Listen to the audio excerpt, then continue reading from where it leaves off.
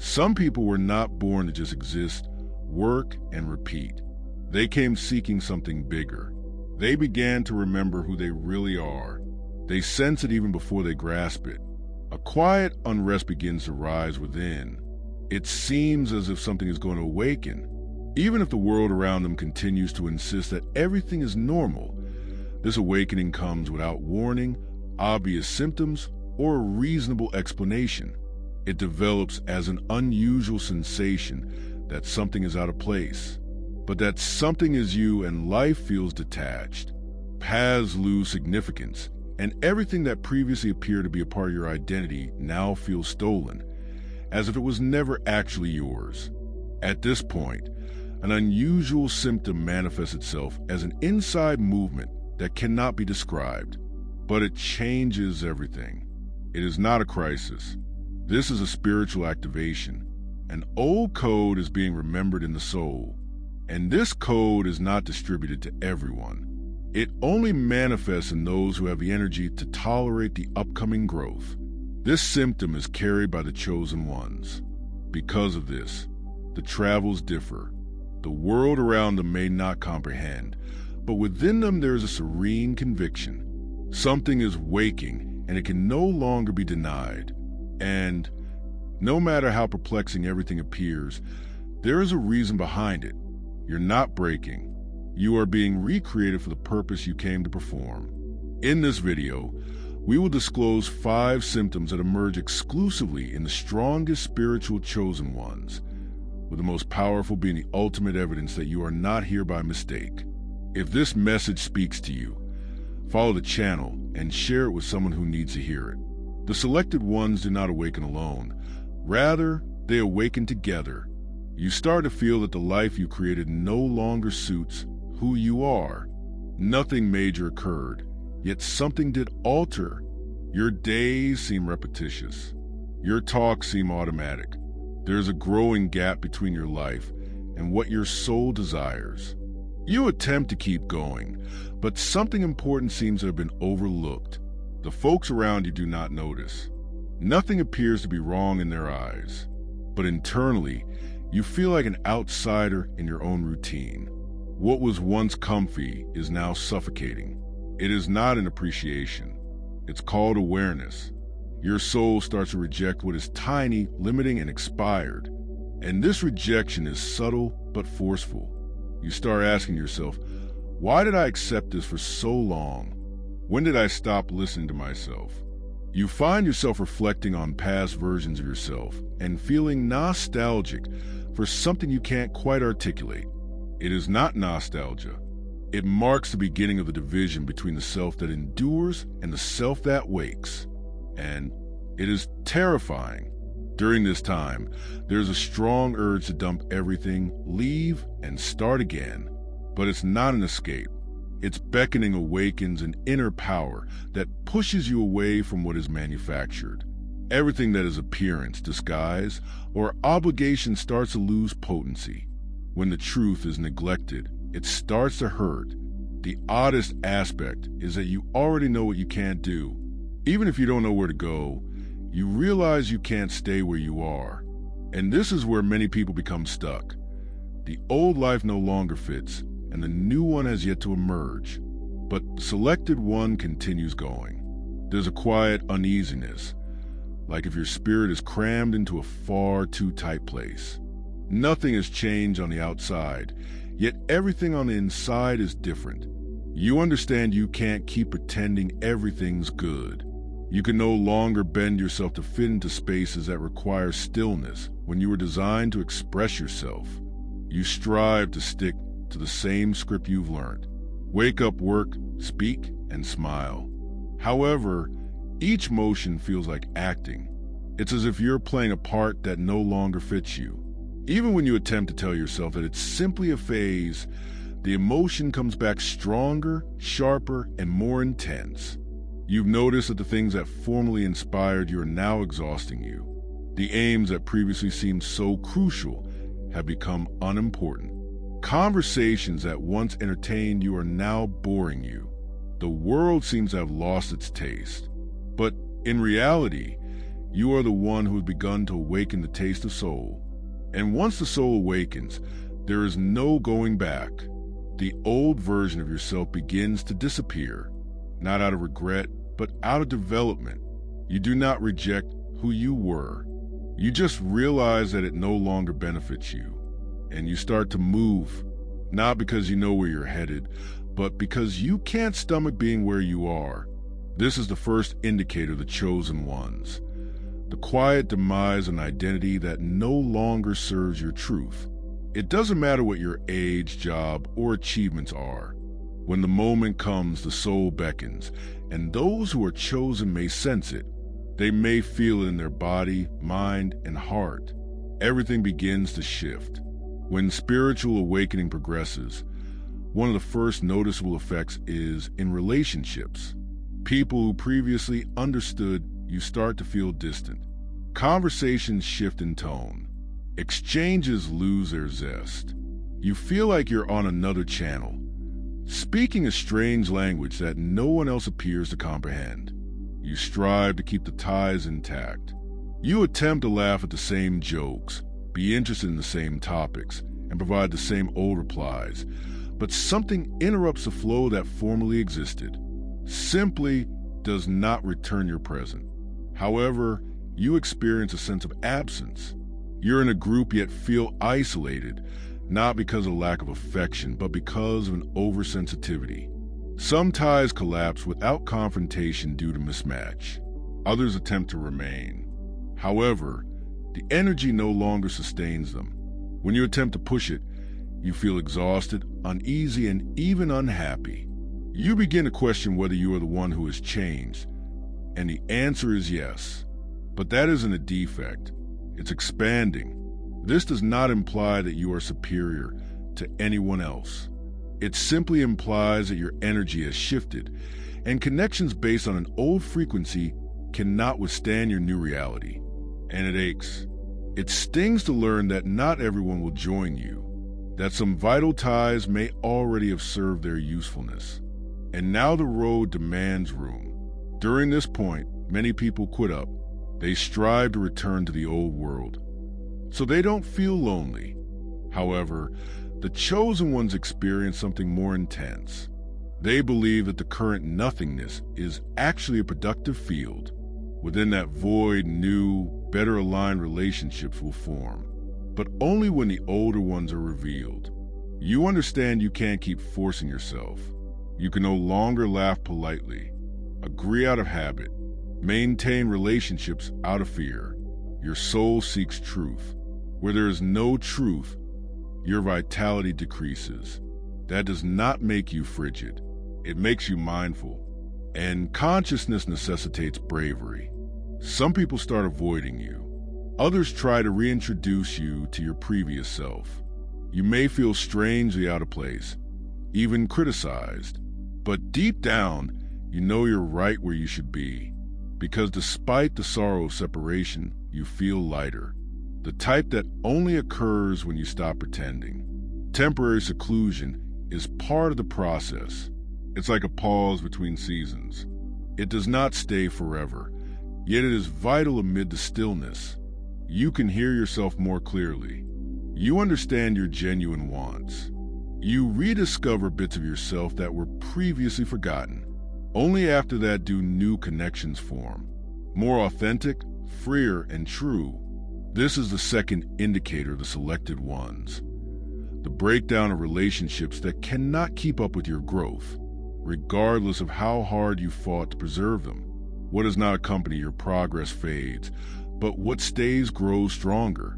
This is the spiritual filter that separates noise from what is genuinely important. What appeared to be normal begins to influence you in unexpected ways.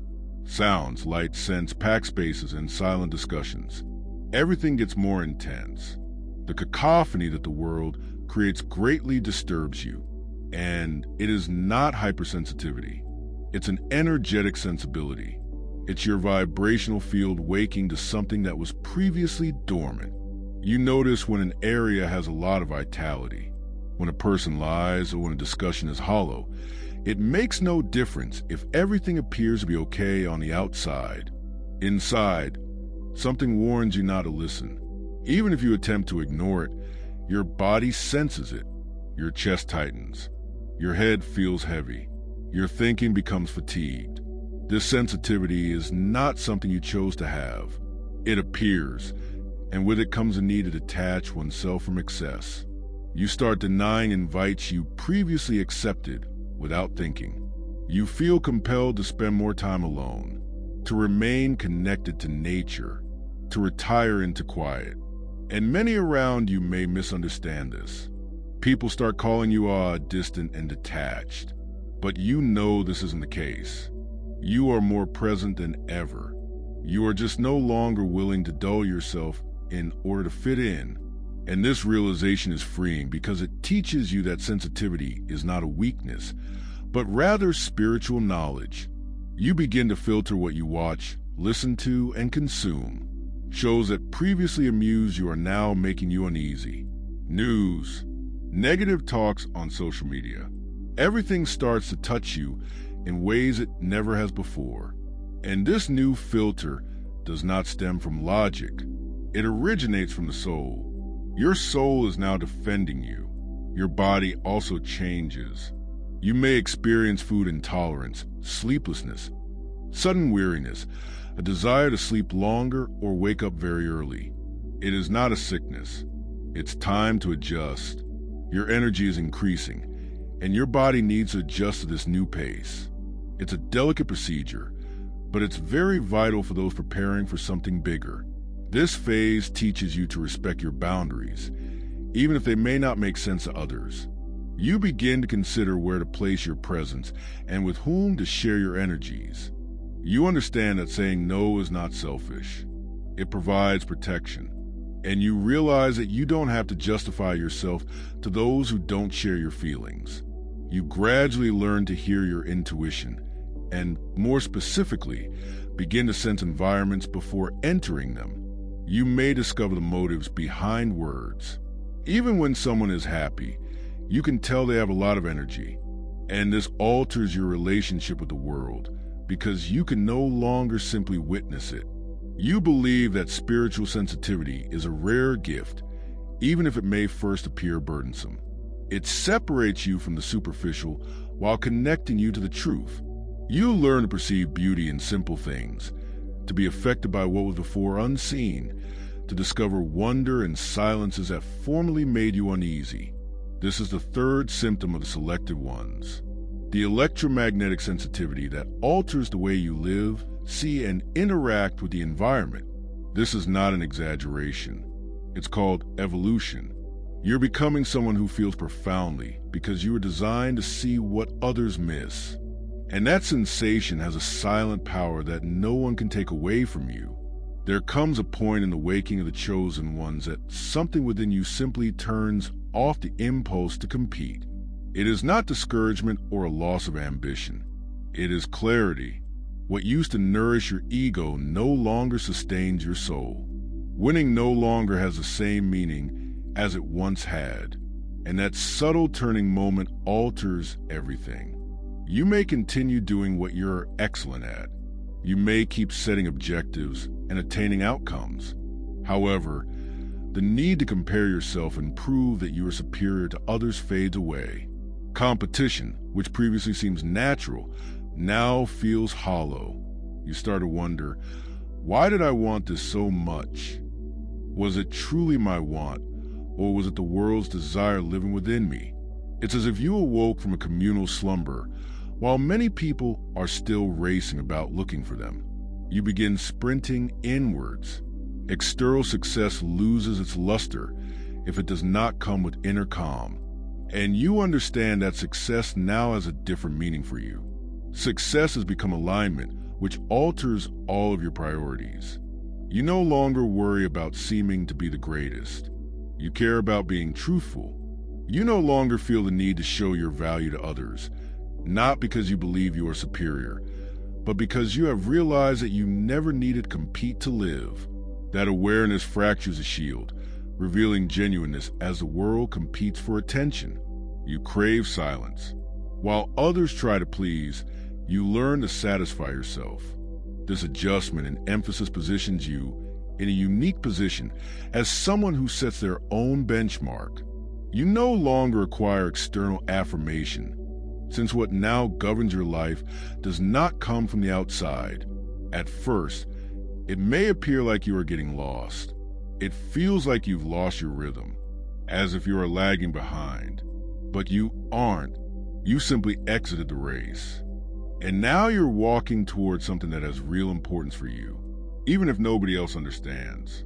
Even if there are no trophies, milestones, or lights along the road, you will see people working with greater compassion. You've been there. You've longed to be seen. You wanted to show that you were capable. But now you understand how draining it is, how it disconnects you, and how light it feels to walk a road where you don't compete for space. You develop your own with intention. This phase allows you to become closer to your essence. It reduces the noise. It eliminates the rush. You start doing things out of joy, expressiveness, and mission. And this manner of life is so uncommon that it looks weird to people who are still stuck in the logic of performance. But you're no longer there. You have already passed the invisible boundary that divides ego and spirit. The drive to serve replaces the impulse to win. You want to make an effect, not just impress. You want to contribute rather than compete. And this alters everything. You have control over your works, words, and decisions. Everything begins to reflect your true vitality. It is no longer about performance. It's about being present. This is the fourth sign of the selected ones. Freedom from competition. When success ceases to be a goal and becomes a byproduct of purpose alignment, you no longer need to seek praise. Because when you are true to yourself, the right world will come to you at the right moment and in the right way. Something small but significant occurs at some time throughout the awakening. Your view of time alters. You look at the clock and wonder how an hour has flown so rapidly. At other times, you feel as if you've experienced a lot in only a few minutes. It's as if time has stopped obeying the usual norms, which it does. This occurs as you transition from the mental to the conscious state. The mind exists in both the past and the future. Consciousness exists in the moment, and the more awake you are, the more present you become. When you're present, time doesn't pass. It dissolves. What remains is the gravity of the situation. People around you keep the schedules, deadlines, and goals. However, you battle to keep up not because you are unorganized, but because your body and spirit are responding to something more profound. You recognize that what's on the schedule does not necessarily correspond to what your energy is ready to live in that moment. At first glance, this may appear to be disorganized. You may even blame yourself for not operating as usual, but you quickly realize that it's not a disorder. It's another type of order. The universe is rearranging your rhythm from the inside out. And once you accept this, you start to live more lightly. Things flow. The correct persons emerge. The answers arrive. You also notice synchronicities more frequently. You meet people just when you need to. You get texts that address your inquiries. Everything seems to be steered, even if you're not sure how, and that gives you serenity, a peace that is based on trust rather than control. You realize you are being directed by something higher than the clock. This is the fifth symptom of selected ones, the breakdown of the linear timeline. It's not a distraction. It's a readjustment. Your spirit no longer wants to live by the clock. It wishes to live according to the reality of each moment. And these little changes profoundly impact how you live in the world. You stop running and begin to live. This is the point of no return, the most strong of all symptoms, the one that arrives and alters everything you can. No longer pretend to be someone you're not. It doesn't matter how much you try to adapt, smile, or fit in. The body confines the spirit. Refuses, and any attempt to force a role begins to hurt severely. You may even continue to work in the same roles and locations for some time, but inwardly it's already over. The disparity is so profound that it's impossible to ignore. You hear yourself saying something you don't mean, and your throat tightens. Smiling out of courtesy becomes a hard endeavor. Tolerating subtle falsehoods becomes unbearable. There comes a point when you begin to experience an inner energy that you cannot explain, a notion that you come here with a definite purpose. It is neither ambition or desire to be seen. It's a silent summons, an unseen push from the spirit that says you have something to say and can't put it off any longer. This mood is reflected in the details. A pain in a work that was formerly comfortable, a lack of passion for everyday activities, an increasing desire to do something, even if you do not yet know what it is. You can't see the path clearly, but you know it exists and that you need to get moving, even without a detailed map. The most difficult aspect is that this mission has no name yet. You cannot describe it clearly. It sometimes occurs in flashes, in a dream, or in a discussion that affects you and ignites something inside you. However, the curtain soon falls again and the mystery remains. This is a sensitive time because the mind seeks explanations, plans, and specific goals. But the soul does not work that way. It operates via indications, synchronicities, and pulsations, and you must learn to trust the unseen in order to take steps, even when you can't see the ground, and say yes to something you can't yet identify, but know is true at this time. Many people try to turn back. They attempt to tell themselves it was only a phase. However, the restlessness persists. The soreness does not subside. On the contrary, it develops since your energy can no longer tolerate not being on mission. You can continue to live normally, but you'll feel like you're just existing. And that's not why you came here. You begin to let go of past identities, occupations, labels, and social positions. All of stuff starts to feel too tiny, not because it is worthless, but because it no longer reflects who you are. And deep down, you know your soul is wishing for greater freedom to express itself truly, freely, and truthfully.